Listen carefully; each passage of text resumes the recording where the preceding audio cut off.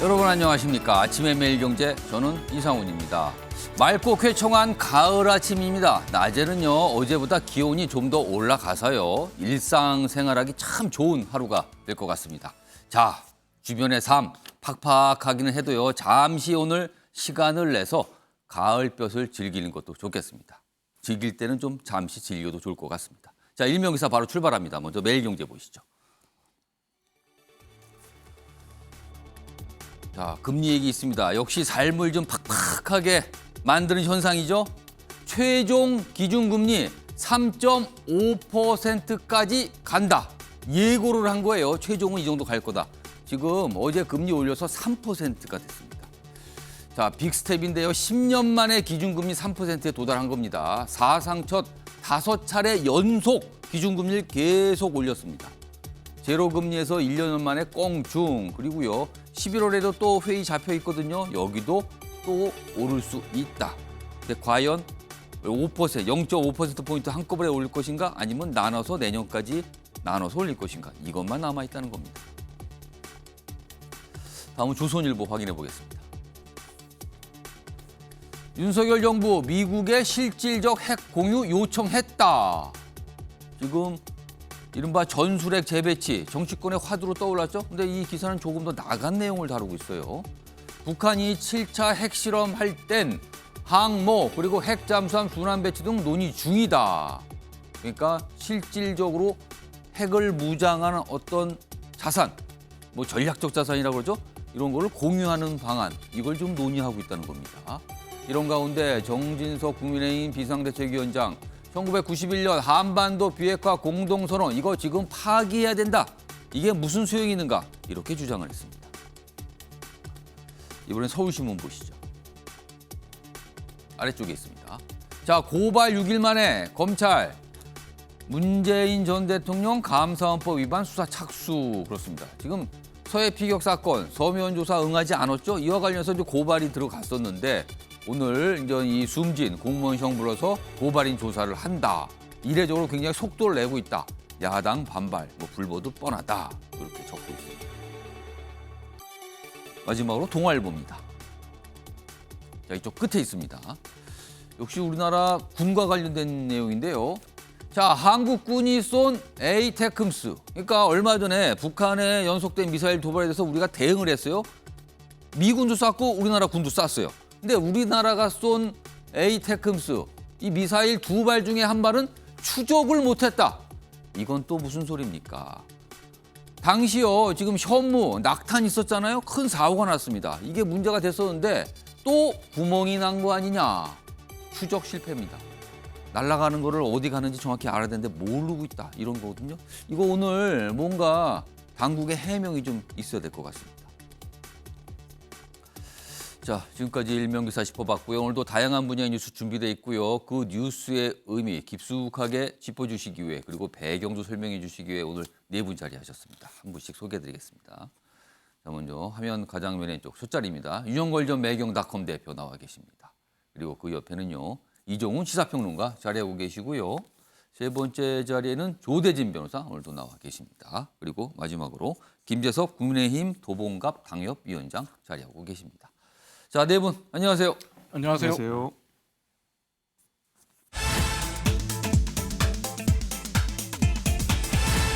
자, 오늘날 첫 번째 이슈 키워드로 확인해 보겠습니다. 될까? 아주 짧습니다. 될까? 그러니까 뭐가 되느냐 안 되느냐. 지금 이게 관건이라는 거죠. 자, 기사로 확인해 보겠습니다. 오늘 이 전술핵 재배치. 사실 요즘에요. 전문가들 사이에서는 전술핵이라는 표현은 적합하지가 않다. 고위력 핵무기가 맞다. 마치 전술핵 그러니까 아주 쉽게 쓸 수 있는 것처럼 보이는데 사실상 이거 어마어마한 거다. 그러니까 이런 표현보다는 저위력 핵무기 이런 표현을 쓰라고 그러거든요. 그래서 지금부터 저위력 핵무기라는 표현을 가능한 써보겠습니다. 자, 그럼 저위력 핵무기 재배치 등 미국과 논의할 것이다. 오늘요 신문마다 조금씩 뭔가 진행되고 있는 사항을 취재를 통해서 전하고 있습니다. 좀 더 보죠. 자, 여권 관계자의 말이에요. 핵 역량 급대화를 모색하고 있다. 그래서 지금 재배치 문제를 논의할 마음을 굳힌 거다. 이렇게 나오고 있습니다. 자, 북한 핵 위협 커이자 강경 대책 맞불이다.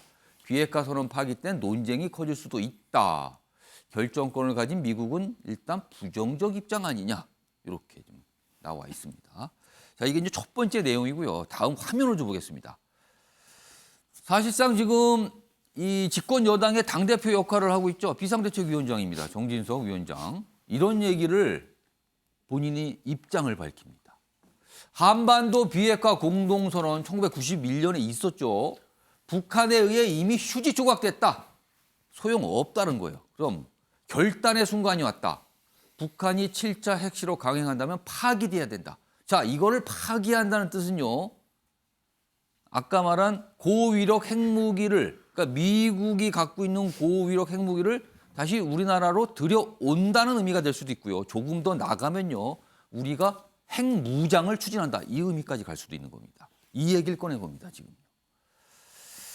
자, 그럼요. 이와 관련해서요. 정진석 위원장 간단하게 한 발언도 있습니다. 들어보시죠.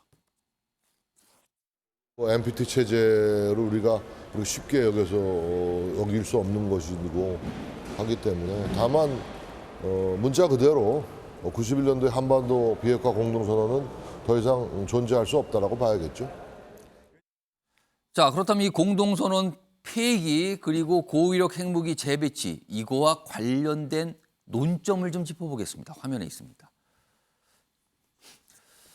자, 이제 주장이 나온 거예요. 이제 재배치 주장이 나와서 본격적으로 뭔가 움직임이 있는 것 같긴 합니다. 오늘 언론들 보도 보면 조금씩 뭔가 나아가고 있거든요. 자, 일단 세 가지 쟁점이 있습니다. 첫 번째는요. 핵에는 핵이다. 그러니까 핵은 핵으로만 막을 수 있다.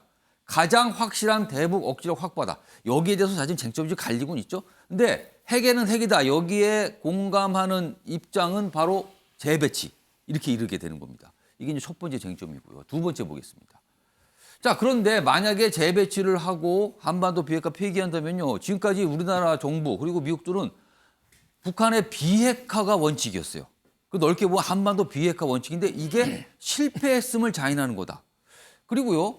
북한의 핵을 공식적으로 인정하게 되는 뜻하지 않은 결과도 낳는다. 여기에 더해서요. 동북아 핵 도미노 촉발. 만약에 우리의 핵을 우리가 뭔가 핵 쪽으로 좀 더 강하게 된다면 일본이 가만히 있겠는가? 대만은 가만히 있겠는가? 다른 나라는 가만히 있겠는가? 점점 더 뭐가 확산된다는 거죠. 이 얘기입니다. 두 번째가. 자, 윤영걸 대표님. 예. 이 두 번째 요 논점에 대해서는 어떻게 좀 판단하십니까? 그런 점이 있죠. 1991년에 예. 노태우 대통령 때 비핵화 공동 선언을 했거든요. 예. 우리는 그때 전술 핵무기 있는 거 철수하면서 앞으로 핵무기를 확보하지도 않고 사용하지도 않고 생산하지도 않는다 예. 선언을 했어요. 31년째 우리가 속아왔고 모른 채 했고 외면해 왔어요.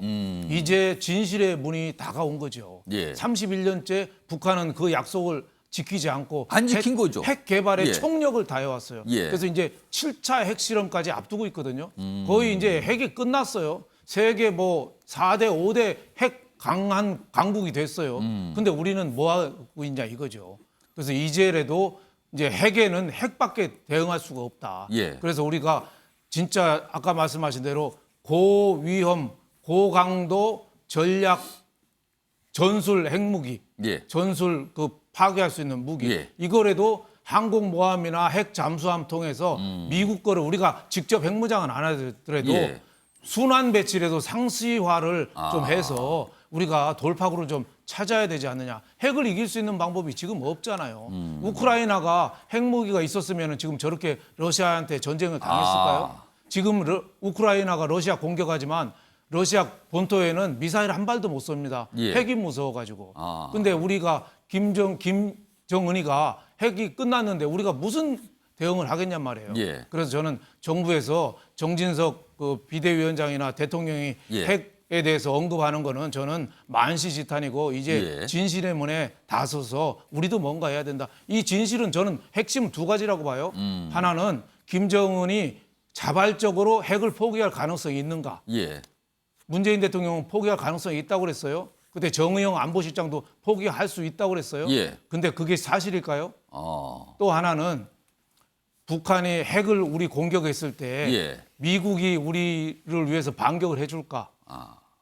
북한이 ICBM 장거리 탄도미사일 장착하고 있는데 미국이 공격받으면 수백만이 살상될 수도 있는데 그렇죠. 미국도 위협이 있는 거죠. 우리를 위해서 미국이 도와줄 수 있을까? 아. 핵 우산 아무리 써야 예. 옆으로 비바람 불으면 비 맞을 수가 없습니다. 그러니까 우리도 핵에는 핵. 그러니까 우리가 핵 무장하자는 게 아니라 예. 미국의 전술 핵을 상시 순환 배치를 해서 예. 한국 연안에 고정적으로 좀 두자. 이 정도는 저는 충분히 논의해야 되고 할 수 예. 있다 이렇게 봅니다. 그래서 다만 이제 문제되는 거는 이제 일본이나 대만도 핵무장을 할 테고 북한의 핵을 용인해주는 결과를 빚어지긴 하겠지만 예. 구더기 무서워서 장을 못 담글 수는 없잖아요. 예. 지금 우리부터 살아야 되잖아요. 예. 저는 빨리 뭔가 조치를 해야 되고 예. 7차 핵실험을 막기 위한 이런 경고용 메시지도 있고 미국에 대해서도 한국이 이만큼 위기의식이 있다. 예. 이걸 알려주는 효과가 저는 크다고 봅니다. 사실 과거에 우리나라 미군이 들여온 핵이 900기 이상 있었어요. 근데 순차적으로 그게 줄어들었죠. 그리고 1991년 그때 선언 이후에는 모두 다 나갔습니다. 밖으로. 자, 그걸 다시 들여오는 문제를 얘기하기 시작한 겁니다. 일각에서는요, 좀 더 나가서요, 우리나라 자체 핵 개발해야 된다. 이런 얘기 있습니다만 이건 더 복잡한 문제를 이야기하죠. 아까 봤던 논점 3가지 다시 한번 불러오겠습니다. 그러니까 윤석열 전 대표님은 이 두 번째 논점, 여기가 분명히 이런 부작용이 있다. 그렇지만 핵에는 핵이란 이 원칙 때문에 어쩔 수가 없는 선택을 해야 될 때가 왔다. 그 진실의 문, 뭐 이런 표현을 쓰셨어요, 지금요. 자, 요게 이제 첫 번째, 두 번째 논점이고요. 자, 세 번째는, 자, 그렇다면은 어떻게 보면 당사자일 수 있죠? 미국이에요. 미국은 과연 어떤 생각을 하는가? 근데 이제 미국 전문가들 얘기 오기 싫었는데 재래식 전력으로도 북한 대응 충분하다. 그러니까 재배치, 이른바 고위력 핵무기 재배치에서 부정적인 입장인 거죠, 지금. 일단 미국은 이렇게 비추고 있습니다. 관련 기사 하나 더 있습니다. 이어가 보죠. 미국 전술핵 재배치 한국에 물어봐야. 그러니까 우리나라에서 지금 이렇게 이슈가 되니까 미국의 좀 언론들도 당국자들한테 물어보는 거예요. 질문을 던졌어요. 지금 한국에서 그런 얘기가 있는데 이거 어떻게 되는 겁니까? 라고 물어봤죠. 그래서 대답은 한국에 물어보라. 그러니까 운영 주체인 미국은 유보적인 태도인 거죠. 핵보다는 확장 억제로 대응한다. 여기에 무게를 둔다. 확장 억제는요. 그러니까 유사시 약간 비상이 발생했을 때 미국의 어떤 항공모함 내지는 전폭기 뭐 이런 거 있잖아요. 이거 전략 자산인데 이거를 출동을 시킨다는 거죠. 이게 이제 확장 억제 개념인데 핵보다는 이쪽이다. 약간 부정적이네요. 자, 그럼요. 이와 관련해서요. 미국 쪽에서 나온 어떤 목소리가 있습니다. 들어보시죠. On your question about South Korea, I'll let the South Koreans talk about their side of the alliance and their desires. But again, our goal is the complete, verifiable denuclearization of the Korean Peninsula, and we believe that there's still a diplomatic path forward to this. On doing everything we can to ensure that our commitments to defense and to deterrence when it comes to our treaty allies, including the ROK in this case. 자, 이종훈 평론가. 네. 자, 지금 미국은 사실 뭐 우크라이나 전쟁도 있고요. 이란 문제도 있고요. 지금 여러 가지 외교 현안이 있으니까 아마 북한이 외교 순위에 좀 밀리는 건지 모르겠습니다만 일단 부정적인 입장이 나왔거든요. 근데 좀 중요한 거는 미국의 의사. 이거거든요. 우리가 주장을 할 수 있는 미국의 의사도 중요한 거예요. 근데 일단 부정적으로 보입니다. 이건 어떻게 되는 겁니까, 그러면? 뭐 미국 측의 반응을 한마디로 얘기한다면 떡줄 사람은 생각도 안 났는데 김치국부터 그러니까 우리만 마시지 지금 마라. 얘기하고 있는 거다, 예. 지금. 그러니까 지금 윤 대표님도 지금 아까 핵무기가 탑재된 항공모함을 한반도 주변에 상시 배치하는 방법으로 우리가 북한 핵에 대응해야 된다라고 했는데 지금 말씀하신 것을 미국 정부가 승인을 해서 시행을 하려면 말 그대로 천문학적인 돈이 듭니다. 천문학적인 돈을 미국 정부가 감당하면서까지 돈이군요, 또. 아니 그리고 또 돈도 돈이지만요. 그러니까 상시 배치를 한다는 것은 항공모함을 상시 배치를 하고 상시 순항하도록 한다는 것은 미칠함들을 비롯해서 예. 미국 태평양 안보 전략 전체에 변동을 가져올 수밖에 없어요. 아까 핵 도미노 얘기했지 않습니까? 예. 일본과 대만까지도 핵무장을 할 수도 있다. 이렇게 되면 칠함들을 비롯한 태평양 함대의 전술 전략이 훨씬 더 복잡해지고 또다시 이것이 어떻게 보면 미 함대 전체에 예. 전술 전략의 수정을 가져와야 되거든요. 그러니까 지금 미국이 여러 가지 함대입니다. 특히 태평양 함대인데 네. 해군인데 핵 무력을 이제 배치해놨다는 거죠. 그런데 그렇죠. 지금 이게 변화가 생기면 미국도 복잡해진다는 거죠. 다 그러면. 조정해야 될 뿐만 아니라 그리고 아. 또 그렇게 됐을 때 중국을 자극하는 문제를 생각해야 돼요. 아, 중국을 자극한다는 것은 예전에 우리가 사드를 배치했을 때 중국의 경제 보복으로 인해서 우리가 얼마나 어려움을 겪었습니까? 그렇습니다. 이걸 만약에 한다면 중국이 사드 배치 때보다 더하면 더했지 덜하지 않을 거예요. 아, 우리가 경제적으로 입는 타격도 큽니다. 그럼에도 예. 불구하고 왜 우리 대통령실과 여당 관계자들은 이런 얘기를 계속 하느냐? 예. 저는 북한에게 메시지를 주는 거라고 봅니다. 북한에게 핵실험 확인만 해봐. 우리도 우리- 이런 거 할 수 있어. 우리 가만히 있지 않을 거야. 네. 이걸 그런 이거 식의 얘기하는 겁니까? 반응을 보이기 위해서 얘기하는 거지. 미국의 입장에서 보면 미 국무부 프라이스 대변인의 말처럼 한국에 가서 물어보세요. 우리는 아직 아무런 계획이 없습니다. 그러니까 그런 입장이 냈어요. 네. 질문에 대해서. 그러니까 이걸 어떻게 보면 대통령실과 정부 여당에서 북한을 향한 메시지라고 봐야지 이것을 미국 정부와의 협의를 뭐 본격적으로 예. 진행하려고 하는 의도다 이렇게 해석한다는 건 아직까지는 저는 시기상조다. 김칫국이다 이렇게. 또 한 가지 측면은요. 이게 좀 정치권을 중심으로 굉장히 강하게 나오는 거잖아요. 네. 특히 이제 여권을 중심으로요. 근데 사실 그동안 북핵 해결을 하려고 우리와 미국은 굉장히 애를 썼는데 그리고 네. 일본까지 끌어들여서 같이 뭘 해보자고 했단 말이에요. 근데 사실은 중국은 사실상 거의 비협조였거든요. 네. 최소한 방치 내진 방관 있거든요. 우리가 이렇게 자꾸 핵 얘기를 꺼내는 게 우리 남한의 핵 얘기를 꺼내는 게 중국을 압박하는 효과는 없을까요? 중국을 압박한다기보다는 중국을 자극하겠죠. 어. 중국 입장에서는 실제적으로 지금 미국과 대결 구도로 가고 있는데 미국이 그런 선택을 하지 않을 거라고 생각을 하고 있을 겁니다. 예. 그리고 중국 입장에서 만약에 미국이 그런 선택지를 할 거라고 예상된다면 예. 지금과 같은 태도를 취하지 않겠죠. 어. 근데 중국을 압박하기 위해서 우리가 핵을 뭐 보유한다든지 예. 혹은 미국의 그 전술핵 배치를 뭐 재배치를 뭐 예. 상시적으로 할 수 있도록 하자라고 한다는 것은 어떻게 보면 저는 실현 가능성이 별로 없다. 우리 여권 관계자들과 대통령실에서 지금 이 메시지를 내는 가장 큰 이유는 예. 대통령 지지율을 올리는 데 있어서 안보 이슈를 꺼내는 것이 가장 좋기 때문이다. 정치적인 목적이 있다고 보시는 네, 거네요. 저는 지금 대통령 지지율과 여당 지지율이 떨어지기 때문에 안보 이슈를 이런 기회에 안보 이슈를 좀 더 강하게 예. 이니셔티브를 쥐고 드라이브를 하는 것이 예. 지지율 뭐를 높이는데 도움이 된다라는 판단도 어느 정도 정치적으로 깔려 있지 않나 생각을 합니다. 자, 일단 뭔가 우리에게 안 좋은 상황으로 자꾸 가고 있는 거죠. 근데 과연 여기에 대책이 있는가? 이 지점부터 출발을 했어요. 그렇다면 뭔가 지금까지 생각하지 않았던 걸 생각을 할 때가 된 거 아닌가? 그러면서 재배치 문제가 논의되기 시작했습니다. 아무튼 정치권 이슈로 좀 강하게 떠올랐습니다. 자, 이런 가운데요.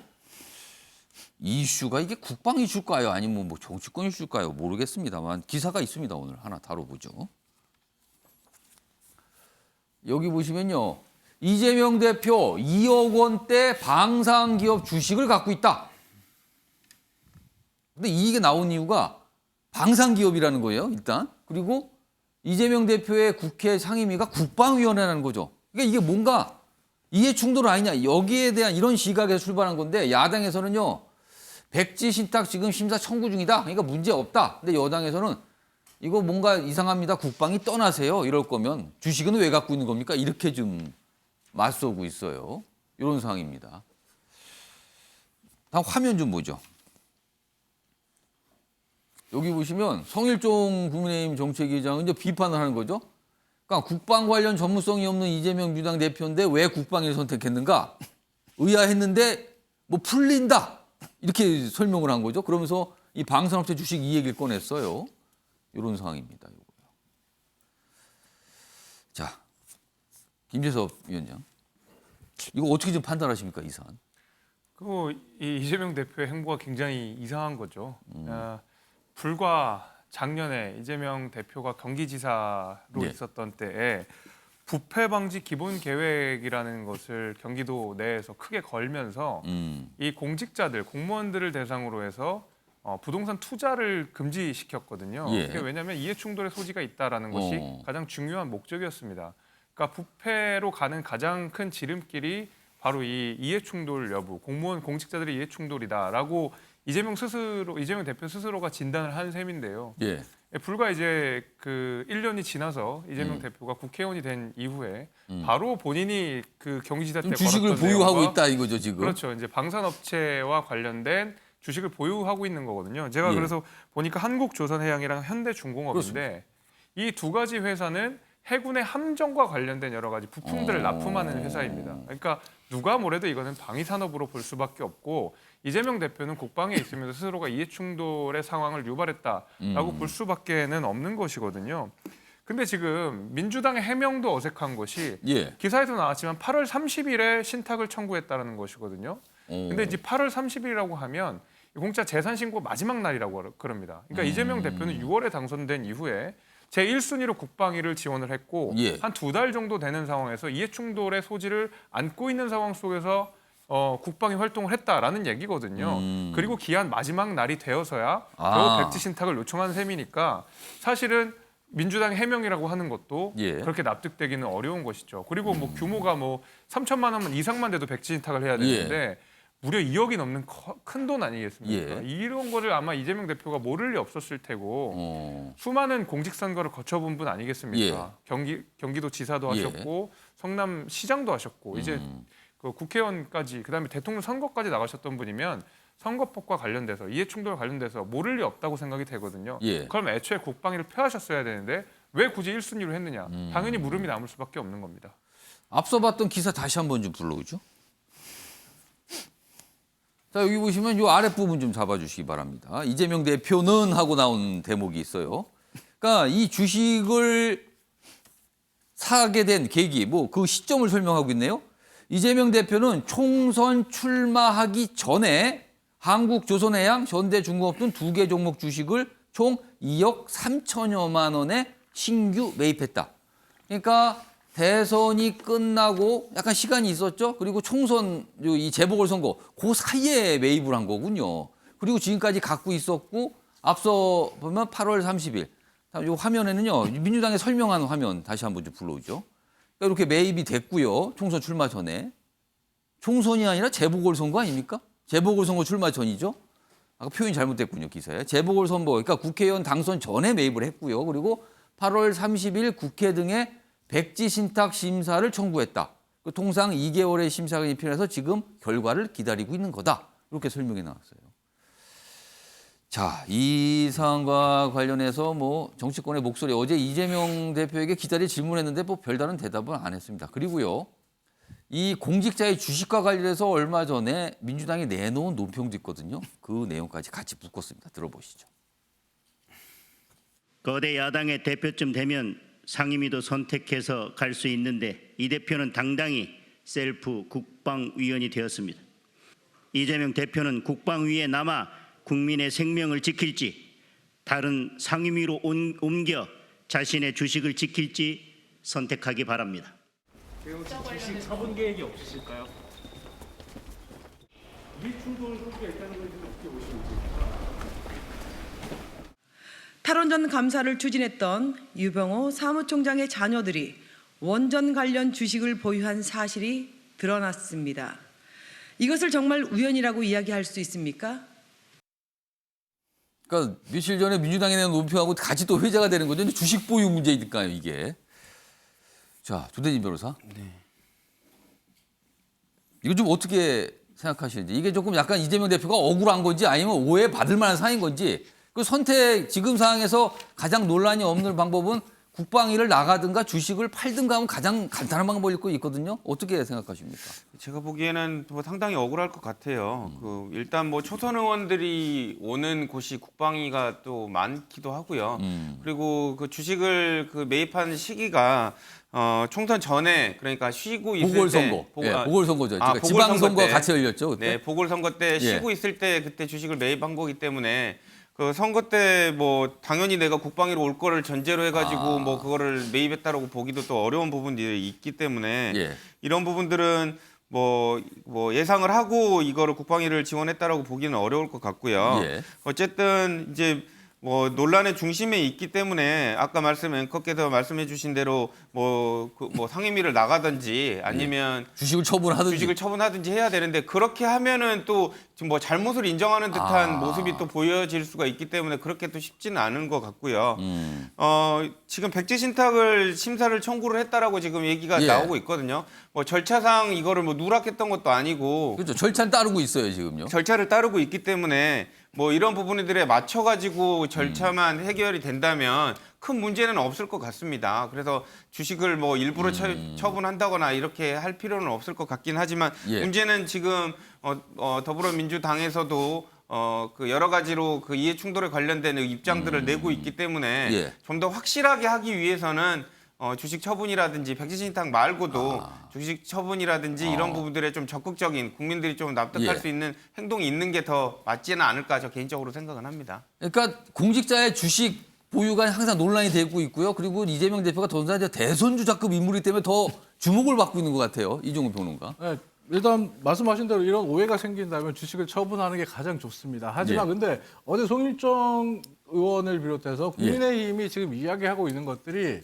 주식 커뮤니티라든지 SNS라든지 그리고 심지어 국민의힘을 지지하는 그리고 주식을 좀 하시는 분들의 반응을 한마디로 설명드리면 이렇습니다. 헛다리 짚었다. 무슨 말이냐면 이재명 의원이 갖고 있는 주식이 현대중공업과 한국조선해양인데 이건 예. 방산주 테마로 엮이지 않습니다. 이건 조선주예요. 조선주로 엮입니까? 예. 조선주로 봅니다. 만약에 이걸 방산주로 가져가게 되면 예. 주식시장에서 실제로 그렇게 움직이지도 않고요. 근데 그렇게 한다면 지금 주식 커뮤니티에서 하는 말처럼 그러면 비상식량 군의 이제 전투식량 납품하는 오뚜기나 농심도 방산옵션에 그리고 뭐 현대기아 같은 경우는 군의 차량 납품하는데 방산업체인가? 이렇게 얘기할 수 있다는 거고요. 그리고 예. 또 하나가 뭐냐면 유병호 감사원 사무국장에 대한 이야기는 조금 얘기가 다릅니다. 예. 유병호 사무총장 같은 경우에서는 자녀들이 보유하고 있는 주식이 두산 에너빌리티예요. 두산 예. 에너빌리티는 실제로 원전 테마에 들어갑니다. 주식시장에서. 그래서 원전과 관련된 뉴스가 나오게 되면 두산 에너빌리티 주가는 뛰어요. 하지만 안보 이슈와 관련되거나 방산 이슈가 예. 나왔을 때 현대중공업과 한국조선해양이 뛰느냐? 안 뜁니다. 이건 주식 하시는 분들이 차트로 다 검증할 수 있는 부분이에요. 그러니까 그 기업에서 방산 분야가 차지하는 비중이 상대적으로 적다 이 뜻입니까? 네. 그러면? 그럼 만약에 예. 이재명 대표가 본인이 이 주식을 살 때 이거 방산주야라고 했다면 예. 지금 주식 커뮤니티에서 그래요. 이재명 대표는 주식 정말 못하는 사람이다. 한 가지 제가 네. 만약에 이 정도 논란이 좀 되고 있잖아요. 네. 이재명 대표 이 주식을 처분할까요? 처분하는 게 가장 깔끔하다고 저는 근데 생각합니다. 할 걸로 보십니까? 굉장히 오해를 받고 있는데 예. 저는 그냥 처분을 해버리고 그러니까 본인 스스로가 나는 절대 그럴 일도 없었고 그리고 이것은 방산주도 아니다라고 예. 한 다음에 처분을 해버리면 제가 볼 때는 국민의힘이 머쓱해질 것 같습니다. 가장 깔끔한 처리는 그거 같다. 예, 윤영걸 전 대표님. 저는 궁금한 게 대통령 선거에 떨어지면은 되게 자숙하거나 조용히 있거든요.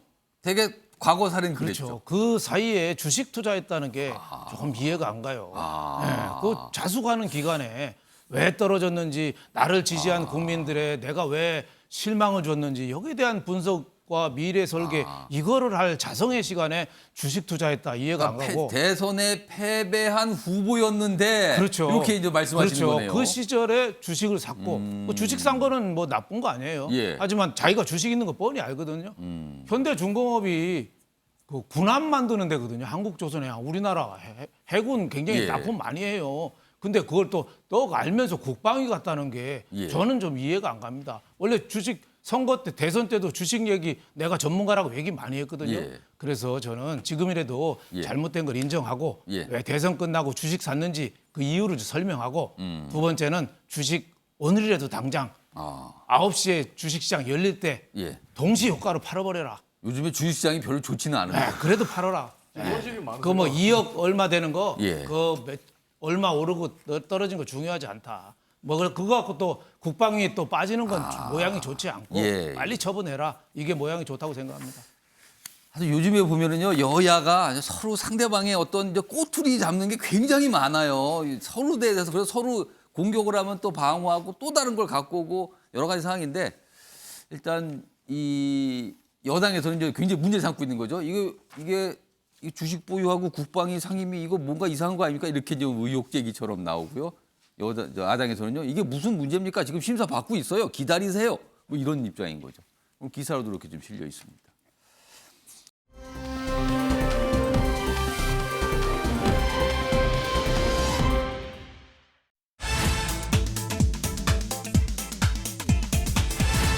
국감 퇴장입니다. 어제도 국정감사 뭐 여러 상임위에서 열렸는데요. 이제 발칵한 상임위가 하나 있었습니다. 어떤 발언 때문입니다. 이런 상임위면 이제 정부 관계자들이 출석을 해서 질문받고 답을 하는데 그거가 돼서 나왔어요. 자, 기사로 확인해 보겠습니다. 김문수 경제사회노동위원회 위원장. 굉장히 중요한 자리예요. 뭐 연구기관도 관장하지만요. 노동 문제 이런 것도 굉장히 중요하게 영향을 미치는 자리거든요.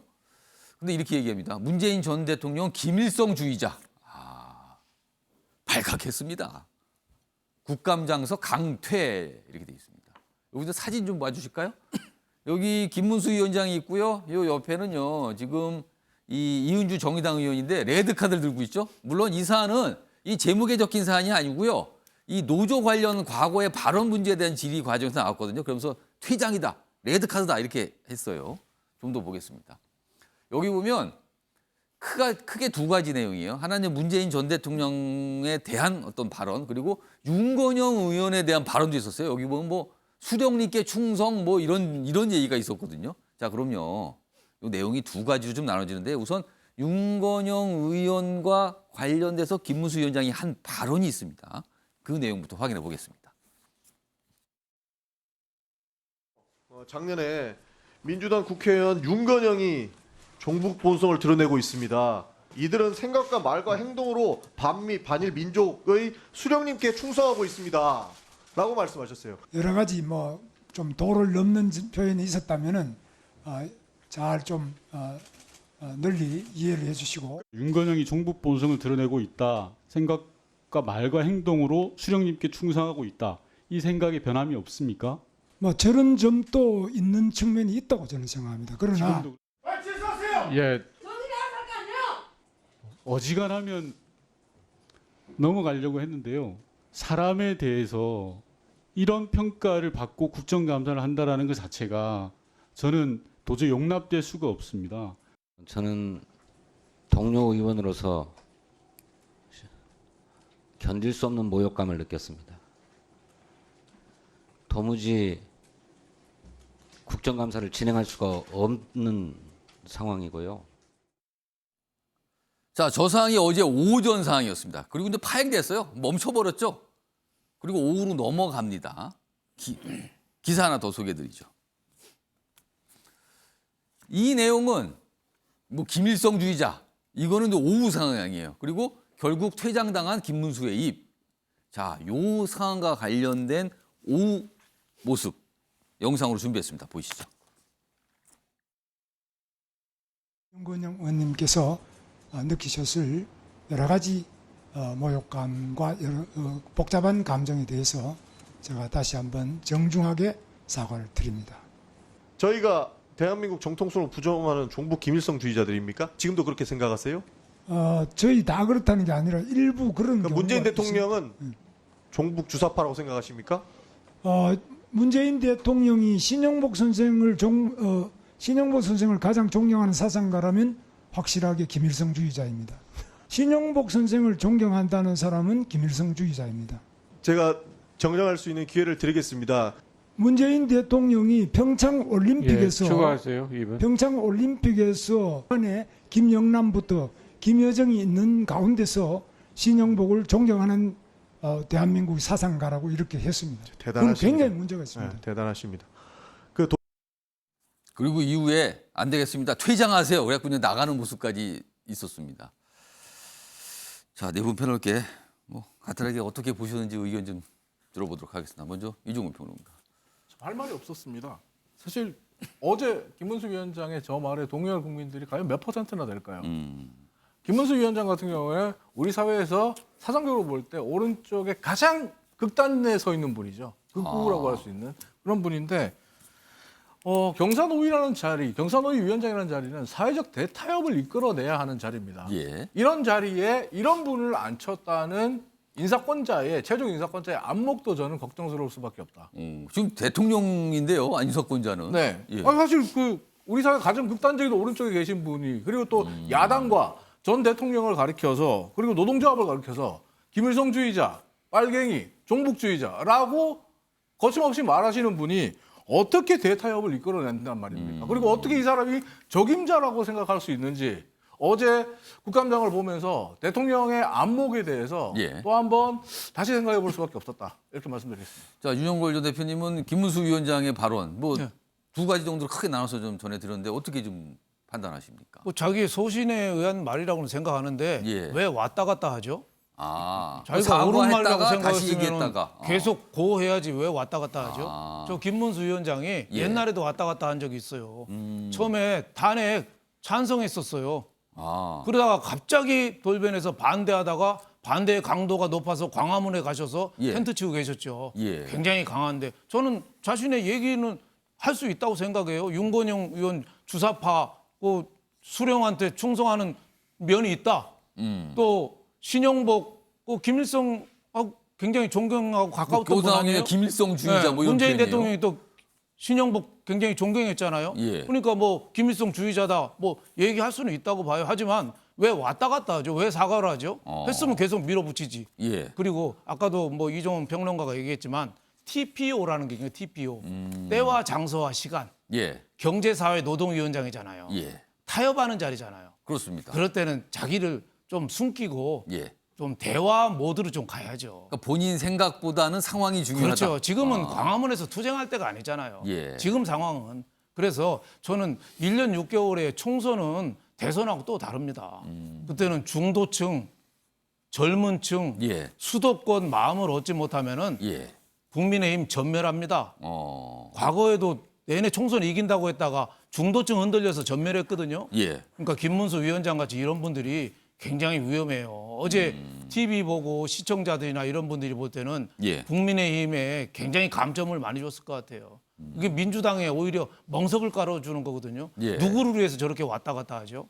저는 전술 전략이 잘못됐다 이렇게 보고 예. 김문수 위원장이 하려면 소신 있게 좀 제대로 하고 좀 몸을 낮추든지 아니면 소신 있게 하고 예. 할 때까지 하고 아니면 사표 내고 나가고 이런 좀 강단이 있어야지 왔다 갔다 저런 위원장 참 보는 게 좀 괴롭습니다. 여기 김문수 위원장 이제 과거 어떤 이력에 대해서 정리를 또 해놨군요. 여기 보면은요. 그러니까 여기는 약간 뭐 괜찮게 보이는 지점들. 그러니까 노동운동을 했죠. 과거에 젊은 시절. 그러니까 경험이 풍부하다. 노동운동에 대해서. 그래서 뭐 여러 가지 역할이 있었고 그다음에 정치 경험도 많죠. 의원, 도지사까지 했으니까 뭐 정치 경험 풍부합니다. 이런 어떤 연륜과 경력의 측면이 있는데 반대편은 약간 이제 부정적으로 본 측면이죠. 지나친 우측 아닌가. 여기 이제 극우 행보라 그러는데요. 그러니까 이런 과거의 발언들이 어제도 이제 그게 다시 논란이 된 거거든요. 그거에 대한 질문이 나왔는데 다시 또 논란이 됐죠. 그리고 여기 이 유명하죠. 이거 119 전화. 본인은 계속 억울하다고 얘기하지만 이거 계속 남아 있어요. 관등성명 이 질문에 대해서요. 그리고 윤영걸 전 대표님 말씀하시면 어제도 사실 처음에 과거에 윤건영 의원과 관련된 발언에 대해서 좀 너무 나갔다 취지 설명했는데 다시 질문 받고는 그럴 수도 있는 거 아닙니까라고 가서 난리가 났잖아요. 또 오후에 또 사과합니다. 근데 이번에는 문재인 전 대통령 관련해서 또 김일성주의자 이 발언이 나서 또 발칵하고 결국은 퇴장이 됐습니다. 이 상황입니다, 지금. 김수섭 위원장, 조대진 변호사 두 분 계신데요. 일단 김수섭 위원장. 근데 진짜 아까 임명권자 잠깐 얘기했는데 윤석열 대통령이거든요. 근데 이게 윤석열 대통령의 이미지상 어떤 정치적으로 좀 부담을 주는 상황일까요? 어떻게 판단하십니까? 저는 우리 김문수 위원장께서 예. 그 임명권자의 뜻을 좀 헤아려 주셨으면 좋겠어요. 근데 어저께 우리 국감장에서 보여줬던 김문수 위원장의 태도는 사실은 아마 윤석열 대통령이 김문수 위원장을 임명한 데에는 상당 부분 좀 배치되는 내용이 아니었나 싶습니다. 그러니까 저런 모습을 기대하고 임명하지는 그런 모습을 않을 거다. 기대하진 않았을 거예요. 예. 앞서서 앵커께서 보여주신 화면에서 긍정적인 면들이 있지 않습니까? 연륜과 경력 부분이 있거든요. 그렇죠. 이제 특히 보수 정당에서는 이 노동과 관련된 이슈에 대해서 좀 깊숙이 알고 있는 사람이 별로 없다 이런 이야기들이 뭐 자성적 성찰들이 있는 가운데서 아마 윤 대통령이 김문수 위원장을 임명했다 그러면 이제 그런 것들이 상당 부분 작용을 했을 텐데 예. 김문수 위원장이 어제 국감장에서 보여줬던 것은 김문수 위원장의 이면인 나쁜 모습 이것들을 어저께 또 보여줬거든요. 예. 제가 또 비판하고 싶은 지점은 이제 문재인 대통령에 대한 비판이었습니다. 예. 그러니까 뭐 문재인 대통령에 대해 어떤 사상적으로 비판할 수 있죠. 얼마든지 뭐 그럴 수 있다고 생각이 되지만 사실은 그러면 이제 말하자면 종북이라는 이야기를 한 건데 예. 불과 5년, 그러니까 바로 올해까지도 5년 동안 대한민국을 통치했던 지도자 아니겠습니까? 결국 그러면 우리 지도자가 종북을 따랐던 사람이다. 종북을 따르고 있는 사람이다. 우리 지도자가 그랬다라고 자임하는 셈이 되기 때문에 국민 한 사람으로서도 뭐 이렇게 적절한 발언이 아니었다라고 저는 생각하고 있습니다. 조대진 변호사는 어떻게 판단하십니까? 뭐 두 가지입니다. 어떻게 보셨는지 저 발언들, 그리고 이게 윤석열 대통령한테 이게 정치적으로 부담 주는 거 아닌가 오히려.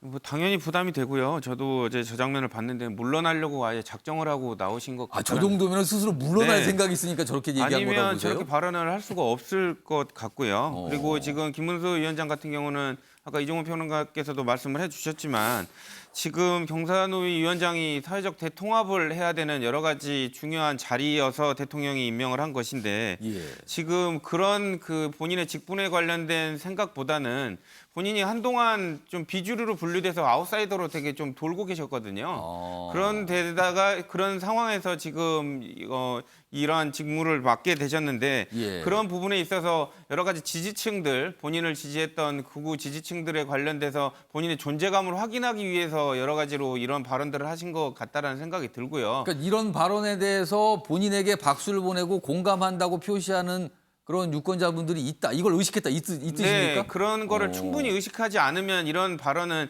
좀 삼가해야 된다라는 거는 뭐 유치원생이라도 알 수 있는 발언일 텐데 이렇게 발언을 과감하게 해버렸다라는 것 자체가 문제가 되고 당연히 이런 발언들은 정부에 부담이 될 텐데 문제가 되는 것은 과연 이제 정부가 이런 부분들을 임명을 할 때 이런 발언을 할 것이라는 걸 몰랐었냐는 거죠. 이런 발언을 당연히 할 분이라는 걸 알았음에도 불구하고 이런 자리에 배치했다는 거.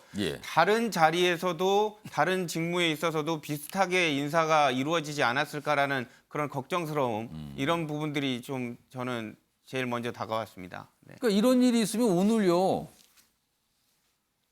윤석열 대통령이나 여권 관계자들이 질문을 받을 거 아닙니까? 이거 어떻게 보셨어요? 공감하세요? 다르게 생각하세요? 어떻게 보셨어요? 답하기가 좀 난감해지는 상황이 될 수도 있을 것 같습니다. 지금 어제 국회에서 있었던 일입니다.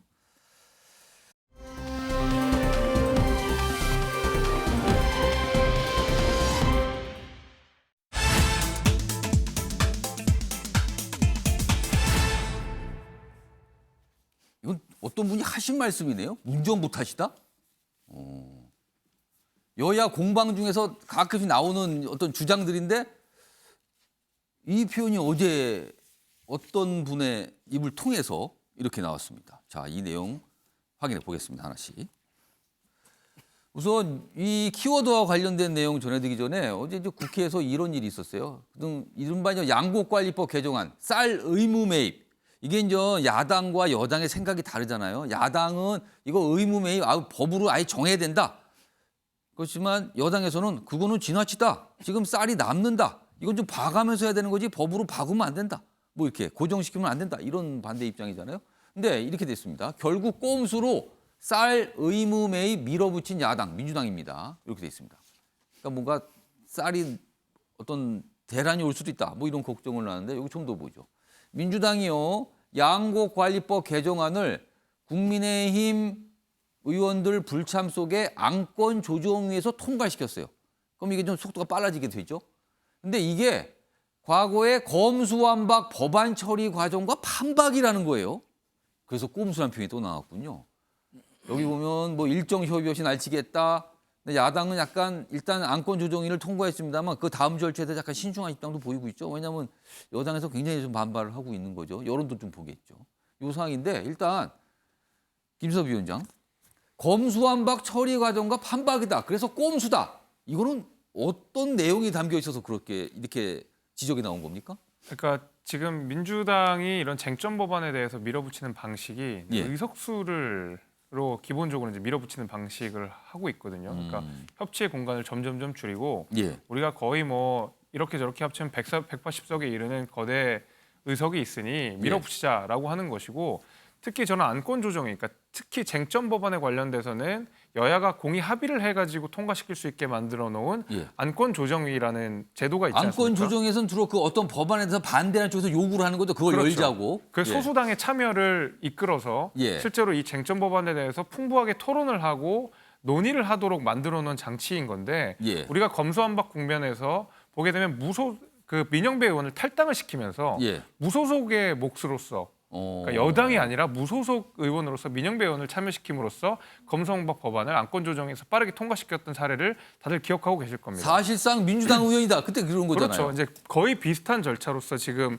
이 양곡관리법을 통과시키겠다라고 하는 것이거든요. 이번에도 또 무소속 의원을 한 명을 안건조정위원으로 임명이 지명이 되고 통과가 된 겁니까 또? 그렇게 지금 된 것인데 아. 사실 이제 문제는 뭐냐면 이 양곡관리법과 관련돼서는 절차와 내용 두 가지 다 지금 문제가 있는 상황이거든요. 절차는 이제 말씀 주신 대로 국회법을 계속 우회하거나 무시하는 방식으로 예. 이것을 밀어붙이고 있는다는 그 절차적인 문제가 하나가 있는 것이고 예. 내용면에 있어서도 여당이 지적하는 것처럼 이게 시장 기능을 상당 부분 왜곡하고 있거든요. 예. 그러니까 만약에 농민의 입장에서는 이 시장 상황이 어떻든지 간에 무조건 많이 생산하는 방식으로 생산을 할 수밖에 없습니다. 어차피 많이 생산할수록 정부가 국가가- 일정 가격에 사주니까요. 그럼 시장 가격보다 더 높은 가격으로 매입을 해주고 예. 이러다 보니까 그러면 오히려 시장 자체는 왜곡되는 거거든요. 오히려 시장 상황이 안 좋을 때 더 많이 생산하게 되는, 예. 공급 과잉을 하게 되는 이런 일들이 벌어지게 되는 것이고 국회에도 나왔지만 2011년에 태국에서 비슷한 사례가 있었거든요. 그렇게 되니까 농가의 쌀 생산력의 경쟁력은 떨어지고 예. 국가의 재정은 더 많이 들어가고 이중으로 타격을 입는 결과들이 있었는데 예. 그것을 우리 민주당이 어떤 뭐 아주 정치적인 이유로 이걸 통과시키고 있다라고 보이는 것이고 사실 이건 식량 주권과 관련돼서 당연히 우리 농가를 보호해야 되고 합니다만은 예. 지금 법안의 문제는 의무 조항으로서 넣어서 국가가 강제로 매입하게 되어 있거든요. 이걸 뭐 한시적으로 한다든지 예. 아니면 선택 조항으로 한다든지 예. 의무 조항을 좀 빼면서 좀 유연하게 만든다든지 얼마든지 협의할 수가 있었을 텐데 예. 이렇게 강제로 밀어붙여야 되는 것은 다순히 저는 이 정치적인 이유라고만 이해가 됩니다. 그러니까 민주당이 이제 꼼수라는 소리까지 들으면서 강하게 이 법안을 밀어붙이고 있는 상황인 거죠. 일단 여러 가지 단계가 있는데 몇 가지 절차를 좀 지나가고 있는 거예요. 자, 이런 상황에서요. 다음 기사 보시죠. 민주당 쌀 의무 매입법 단독 처리. 그렇습니다. 앞선 내용과 같은 거죠. 그러니까 안건 조정이 통과됐다. 그러면 이제 이 상임위원회 이제 절차 또 남아 있고 본회의에서 남아 있는데 그런데요. 어제 오전에 민주당에서 농민들의 목소리를 듣는 행사를 열었어요. 근데 거기에서 이렇게 나옵니다. 얘기가. 쌀값 폭락은 문재인 정부 탓이다. 농민들의 목소리를 듣자고 마련한 자리. 그러니까 아무래도 지금 양곡관리법 요거 관련된 내용이거든요. 근데 이런 목소리가 나온 거는 원래 민주당이 이 행사를 연 의도한 바는 아닐 것 같아요. 자, 그럼요. 이 행사장에서 나온 목소리 여기 지금 글로 적혀 있는데요. 어떤 모습이었는지 확인해 보겠습니다. 지금 더불어민주당에 감사 인사를 드립니다. 하지만 안타깝게도 농민들은 아직 더불어민주당을 신뢰하기엔 어려운 형편이 있습니다. 바로 역대급 쌀값 폭락의 원인을 제공한 것이 문재인 정부라고 생각하기 때문입니다. 회의할 자리도 아니고 입장을 충분히 내셨죠? 혹시 여기다가 꼭 추가할 거 있으시면 정말 꼭 추가할 것만 해주십시오. 또 처음이라 매우 어색하고 또 혼란스러운 것 같습니다. 다시 한번 나중에는 좀 정리를 좀 할 필요가 있지 않을까 싶은 생각이 들고요. 뭔가 예상치 못한 이 농민 쪽 대표 쪽에서 발언이 나온 것 같죠. 여기 그래서 요거 이렇게 작은 제목으로 저 상황이 설명돼 있는데 민주당 국민 발언 때선 농민의 혼줄이 났다. 이재명 대표 다 아신 듯 서둘러 끝냈다. 지금 모습이 이렇게 설명된 겁니다. 이 얘기 좀 해보죠. 이종훈 평론가. 약간 예상치 못한 당황스러운 자리였나 봐요. 저런 발언이 나니까 문재인 정부 탓이다 이런 얘기를 하니까. 그럴 수밖에 없을 거예요. 왜냐하면 사실은 그 쌀에 대한 소가 생산된 가격 생산된 쌀의 시장 격리를 요구하는 목소리는 우리 농민 단체들 그리고 농민들의 오랜 그렇죠. 그 이전부터 계속 있었던 싸움이었거든요. 거예요. 그렇기 때문에 아마 민주당 지도부 이재명 대표는 이번 양복 개정법을 통해서 양곡법을 바꾸면서 농민들이 우리에게 칭찬할 거다.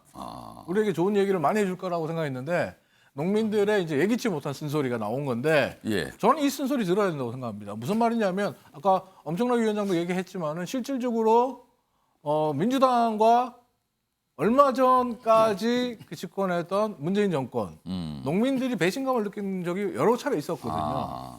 실질적으로 농민들에게 시장 격리를 얘기하면서도 그 목소리를 들어줄 것처럼 하면서도 정작 뭐 홍남기 부총리 같은 경우에 예. 하나로마트 같은 데 가서 쌀값 너무 높습니다.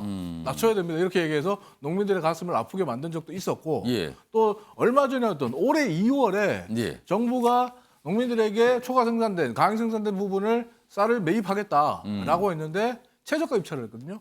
최저가 매입 방식을 썼고 그러면서 시장가보다 더 떨어진 가격으로 예. 쌀을 사갔는데 그때 우리 정부가 사간 게 14만 5천 톤이었습니다. 근데 애초에 문재인 정부가 약속했던 매입량은 20만 톤이었어요. 예.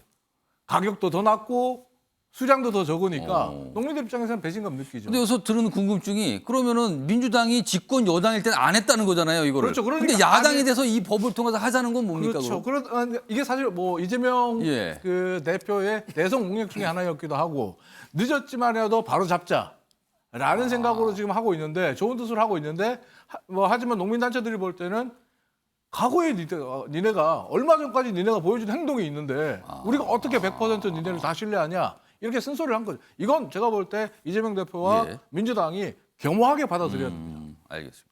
윤영걸 전 대표님, 조혜진 변호사 요순서로 좀 들어보죠. 윤영걸 전 대표님. 저는 민주당에서 양곡관리법 제정하는데 굉장히 위험한 겁니다. 올해만 해도 1조 8천억 들어서 수매하거든요. 과거에 인도에 이런 일이 있었어요. 뱀이 많으니까 코브라가 많아서 사람이 많이 물려 죽으니까 예. 뱀 잡아오는 사람은 정부에서 보상금을 준다. 어. 그랬더니 어떻게 했느냐. 집집마다 뱀 사육을 했어요. 길러서 그걸 갖다 주는 길러서 납품을 한 거예요. 그러니까 너무 많이 더 늘어나니까 인도 정부에서 그럼 코브라 이제 소매 안 해. 그러니까 집에서 키우던 걸 다 길에다 내버려 버렸어요. 그래서 온 나라가 코브라 천지가 됐다는 거예요. 지금 이거를 쌀 문제를 경제로 풀어야 하거든요. 예. 근데 정치로 풀어요. 예. 그러니까 앞으로 무제한으로 일정 가격 이상 다 사준다 하면은 지금 우리나라 쌀 대신에 콩이나 밀을 심어야 되거든요. 예. 대체 작물로 가야 되는데 예. 이 예산을 확대해야 되는데 쌀을 무제한으로 하면은 더 심을 거 아닙니까? 지금 쌀 보관한 게 3년만 넘으면 사료용으로 거의 내다버리다시피 하고 예. 전국 농협 창고가 꼭대기까지 다 찼습니다. 근데 그거를 정치 논리로 농민표를 의시해서 한다. 예. 저는 대체 작물을 유도한다든지 분절미라고 있거든요. 예. 쌀을 밀가루처럼 빵 만들 수 있는 거 그런 쪽으로 한다든가 쌀을 좀 고급화해서 등급제로 한다든가 예.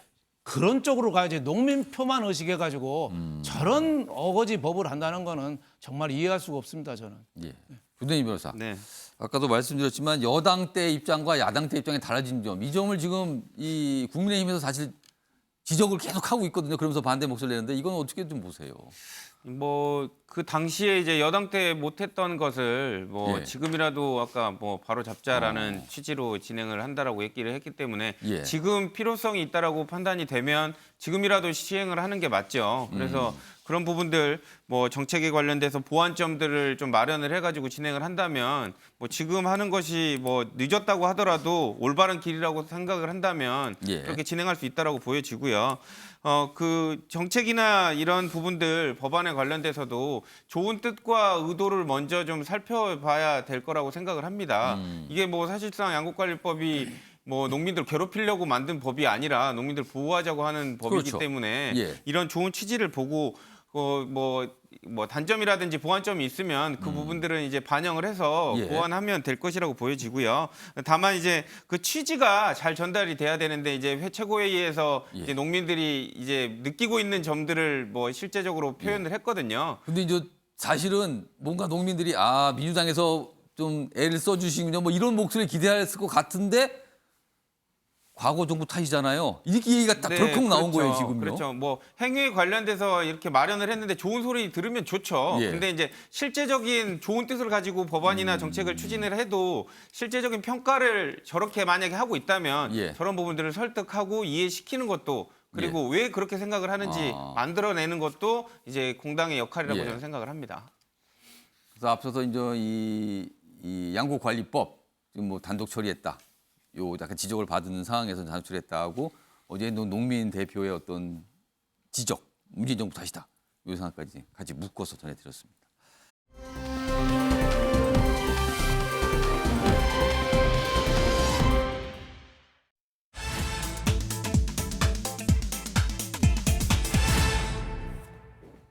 358. 이게 뭘까요? 358. 무슨 숫자인데 서로 관련이 있나 봅니다. 이 숫자들이요. 358. 패널분들이 어떤 연상되는 게 있으실지 모르겠네요. 자, 기사로 바로 확인해 보겠습니다. 아, 이거군요. 358이. 그러니까 어제 금리를 기준금리 올렸죠. 그래서 3%가 됐어요. 자, 그러면은 통상 금융기관, 은행 등등 이 금융기관들은 여기에다가 뭔가를 더 플러스를 더하죠. 예금금리는 5%, 대출금리는 더 많이 더해서 8%. 3, 5, 8. 자, 이렇게 되면은요, 예금금리를 받으신 분은 미소를 짓지만 대출금리 8%는 거의 울상이 되는 상황이 되는 겁니다. 이렇게 됩니다. 자, 한국은행 빅스텝. 이 빅스텝 표현도 이게 영어에서 나온 표현인데 뭐 쓰지 말자는 표현도 있고 여러 가지 있는데 아무튼 많이 씁니다. 언론들은. 그러니까 직관적으로 좀 뭔가 알려주기 때문에 그런데요. 10년 만에 기준금리 3%가 됐다. 근데 문제는 더 올린다는 거죠. 더 올릴 수 있다. 예고가 됐어요. 자, 그럼요. 어제 이창용 한국은행 총재 이 금리를 올린다는 얘기를 발표하면서 한 말들이 있습니다. 우선 첫 번째 영상인데요. 들어보시죠. 한국은행 기준금리를 2.50%에서 3%로 50bp 인상하여 통화정책을 운영하기로 결정하였습니다. 최종금리가 기본적으로 3.5% 수준인지에 관해서는 다수의 금통위원들이 지금 말씀하신 수준과 크게 다르지 않은 견해를 가지고 있는 것 같습니다. 그러니까 지금 기준금리가 3%인데 3.5% 사실상 예고를 했어요. 거기까지 갈 거라고 지금요. 시기의 문제만 남았다는 거죠. 자, 그러면은 어떤 일이, 어떤 문제, 뭐 이런 게 벌어지는가? 뭐 다음 기사로 소개해드리죠. 가계 이자 부담 지난 1년 2개월간 33조 원이 늘었다. 그러니까 이 계산은요, 지난해 8월부터 한국은행 금리가 계속 오르기 시작했거든요. 그때부터 2.5%포인트가 올렸어요. 그 당시에는 우리나라 기준금리가 0.5%였거든요. 2.5%포인트가 오르니까 그 사이에 이자 부담이 33조가 늘어난 거예요. 오르는 바람에. 그리고 부동산 절벽에서 빙하기로 떨어졌다. 부동산 시장도 영향을 받는다 이거잖아요. 지금 뭐 여러 가지 선상도 적혀 있습니다. 이 상황입니다. 자, 그럼 이제 경제가 힘들어진다는 뜻이 되는데요. 이와 관련해서요. 어제 이창용 총재가 추가적으로 설명을 내놨습니다. 들어보시죠. 고통스러운 면이 있어서 참 죄송한 마음이 들기도 합니다만 거시 전체로 봐서는 안정에 기여하는 면도 있다고 생각합니다. 많은 빚을 통해서 부동산을 구입하신 이 젊은 이 신혼 가구 이런 분들은 사실 고통이 굉장히 크다는 것을 저희들이 부인할 수 없습니다. 이 물가 오름세를 잡지 않으면 실질 소득이 또 감소돼서요. 그러니까 정부 쪽에서 국민들 보고 고통스러우실 겁니다. 이렇게 얘기하는 것도 굉장히 이례적인 거예요, 지금요. 자, 기사 하나 더 있습니다. 관련 기사입니다. 죽은 소비 심리 더 얼어붙겠네. 폐업 내몰리는 중소기업 소상공인. 그렇습니다. 중소기업 소상공인 대출을 통해서 어떤 사업을 하는 경우 많거든요. 힘들어지는 거죠. 그리고 사람들이 이자 부담 늘어나니까 소비를 안 한다는 겁니다. 줄이고. 경기가 더 얼어붙게 된다는 거죠. 자, 윤영걸 전 대표님. 네. 이제 감내의 시간이 온 겁니까?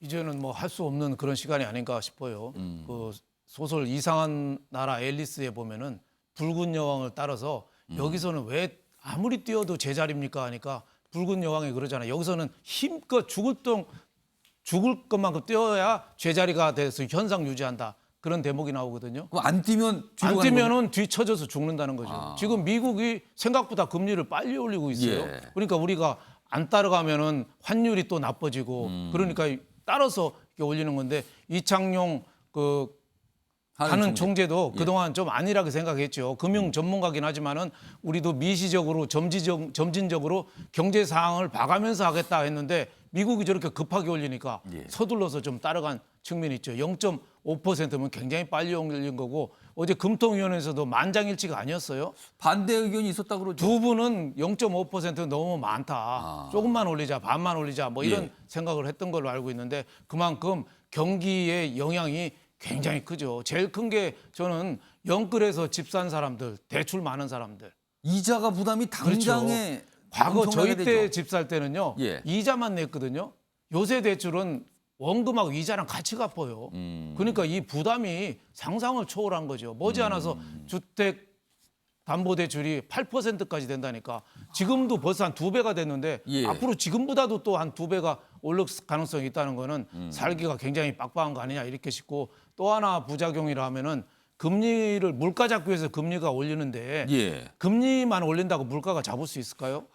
그게 또 금리 자꾸 올리면은 또 임금 인상 압박이 또 상대적으로 더 커질 수가 있거든요. 예. 그러면 그게 오히려 금리 인상이 물가를 또 부추길 수도 있어요. 예. 환율을 일시적으로 미국 달러랑은 안정시킬 수 있지만은 물가, 국내 물가는 오히려 더 불안해질 가능성도 상당히 있기 때문에 할 수 없이 미국을 따라가긴 하지만은 예. 정말 대책이 없다. 모든 국민들이 정말 허리띠를 쪼아매고 죽을 각오로 올겨울을 나눈 수밖에 저는 대책이 없다고 보고, 이럴 때 정부가 하는 일은 저는 금리를 올리는 건 저는 욕하고 싶지는 않은데 예. 이럴 때나마 기업을 위해서 예. 규제 완화 과감하게 좀 해주고 부동산 지금 완전히 죽었잖아요. 예. 이거 좀 재건축이라든지 거래 숨통도 좀 터주고 예. 이런 거 해야 되는데 정부가 난 뭐 하는지 모르겠어요.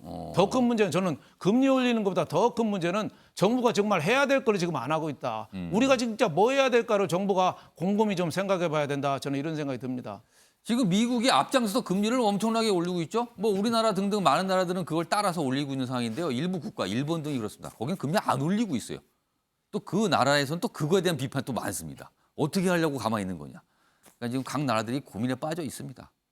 사실 경제가 안 좋으니까요. 거의 세계 모든 지도자들이 인기가 요새 별로예요, 사실은요. 그다지 지지율이 다 안 나오는데 하여튼 여러 가지 정치적, 경제적으로 굉장히 힘든 상황으로 각국들이 가고 있고 우리도 예외가 아니라는 거. 이런 상황입니다. 어제 이 소식도 어제 좀 낮에 좀 들려왔죠. 우리나라입니다. 한국 유엔 인권 이사국 첫 낙선입니다. 낙선. 낙선된 게 기사가 나왔어요. 근데 왜 낙선됐을까? 과거 이제 인권 결의 불참이 영향을 줬는가? 그러니까 이제 문재인 정부 때 얘기군요. 그리고 여기 보면 우리나라가 국제기구 이런 또 출마를 굉장히 많이 했대요, 최근에. 그러니까 이게 표가 분산됐다는 거죠. 다른 나라들이 한국을 위해서 표를 주는데 아니 그쪽도 주고 이쪽도 주고 뭐 다 달라 그러면 어떡합니까? 뭐 약간 이런 상황이 된 거예요. 그래서 과다 출마, 외교 미흡 이런 것도 아니냐. 뭐 이런 겁니다, 지금. 기사 하나 더 있습니다. 보시죠. 이 기사는 좀 더 선명하게 이걸 좀 제시하고 있죠. 한국 유엔 인권이사국 탈락에 여당에서는 문정부 탓이다 이거. 아니다, 야당에서는 윤 정부 탓이다. 서로 이러고 있습니다. 그러니까 이 여당에서는 문재인 정부 때 북한 신기 보다가 뭐 북한 인권 문제 소극적이더니 이거 망신당한 거다. 근데 야당에서는요, 이거 윤석열 정부 외교 미숙이다. 국가 위상에 문제가 생겼다. 이렇게 또 지적합니다. 김섭 위원장, 네. 두 가지 또 싸우겠네요. 이거 가지고. 어떻게 보십니까? 저는 뭐 물론 그 윤석열 정부에서 있었던 일이고 모든 정책 책임이 대통령에게 향한다라는 원칙적인 입장에서는 윤석열 정부에게 책임이 있다 이렇게 얘기하면 할 말은 없겠지만은 사실은 이 선거 그 인권이사국에 우리가 참여를 하고 이사로서 참여를 하고 하는 그 맥락 자체는 그 전 정부의 행태들을 당연히 우리가 반영할 수밖에 없는 것이거든요. 2018년부터 2021년까지 북한 인권 결의안에 대한 공동 제안을 우리나라 다 불참했습니다. 게다가 우리가 얼마 전에 대북 전단을 금지하는 법을 강행 처리하려다가 유엔에서 사실 이건 표현의 자유를 위축시키다 하는 우려도 전달을 했거든요. 뭐 당연히 중국의 신장 위구르 문제에 있어서 대한민국 굉장히 소극적인 태도를 보였었고요. 이런 것들이 종합적으로 작용하다 보니까 당연히 그냥 이사국도 아니고 경제사회도 아니고 인권 이사국이지 않습니까? 그런 소극적인 모습을 보이더니 그 조직의 이사가 되려고요. 이렇게 된 거라는 겁니까? 그럼요. 그러다 보니까 아마 이런 저변의 평가들이 반영됐기 때문에 예. 첫 낙선을 한 것이고 2006년에 인권이사회가 출범한 이후에 우리나라가 첫 낙선한 거거든요. 이제 예. 사면임까지만 할 수 있는데 그래도 한 번씩 건너뛰면서 계속 지금까지 해왔다가 첫 탈락을 했습니다.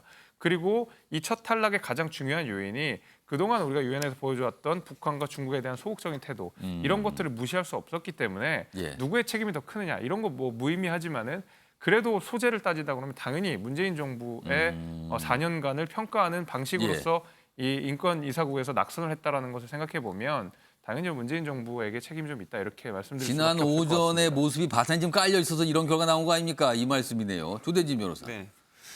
지금은 그 문재인 정부가 아니거든요. 윤석열 정부고, 그리고 지금 아까도 그 기사에도 나왔지만 너무 중요 이사회에 너무 최근에 중요 단체들에도 너무 많이 출마를 입후보를- 많이 했다. 출마를 많이 했기 때문에 지금 3표 차로 낙선한 걸로 되어 있거든요. 얼마든지 외교적 테크닉을 발휘해서 이게 충분히 목적을 달성할 수 있었음에도 불구하고 아마도 이렇게 낙선한 데에는 이렇게 외교적인 뭐 부분에 대한 그 세심한 그 준비라든지 이런 방법 등이 조금 모자라지 않았나 그렇게 저는 생각을 합니다. 네. 이번에 출마하면 쉽게 연임이 될 수 있을 거라 이렇게 판단했을까요? 아무튼 결과는 이렇게 돼서요. 이거 어제 오후부터 이제 기사 나와서 오늘 신문에 소개되는데 어제 살짝이지만 본격적으로 여야가 이거에 대해서 입장을 아주 정색을 하고 내놓은 단계는 아니거든요. 근데 오늘 이렇게 많이 보도가 되면 또 반응을 보입니다. 또 여야가. 가뜩이나 안 좋은데 아무튼 뭐가 하나 또 생겼습니다. 지금. 자, 다음 이제 마지막 기사인데요. 좀 소개해드리죠. 우회전시 횡단보도와 무조건 정지. 어제부터 단속이 시작이 됐죠. 그전까지는 계도 기간이었어요. 조심해 주세요. 이거 숙지하셔야 됩니다. 이거 기간이 끝나고 어제부터는 단속 들어갑니다. 범칙금 나오는 거예요. 개정 도로교통법 계도 기간 끝나 위반된 범칙금 6만 원인데요. 이제 큰 제목 좀 보죠. 보행자와 운전자 관련된 겁니다. 자, 보행자는 이거 안심입니다. 이 법령 본격적으로 시행이 됐군요. 그러다 운전자는 이거 보행자 움직임을 차를 몰고 있는 상태에서 판단하기가 쉽지 않다. 여기 돼 있습니다. 여기 사진 좀 보실까요? 이런 겁니다. 이런 운전하시는 분은 주의하셔야 돼요. 이렇게 횡단보도가 있잖아요. 당연히 이렇게 건너가시는 분 있으면 이건 당연히 멈춰야 되는데 만약에 횡단보도 앞에 어떤 분이 건너갈 듯 서 있을 때도 멈추셔야 됩니다. 일단 멈춤이에요. 가장 안전한 거는요. 횡단보도가 보이면 일단 멈추세요. 그냥. 그럼 가장 안전합니다. 일단 멈추고 없으면 가시면 됩니다. 여기 좀 더 보죠. 여기 보면 운전자들 그런데 앞차가 막 움직이면 그냥 따라가게 됩니다. 다 같이 걸리는 거예요. 그러면은 그냥. 아직 습관이 안 됐다. 이런 얘기가 있습니다.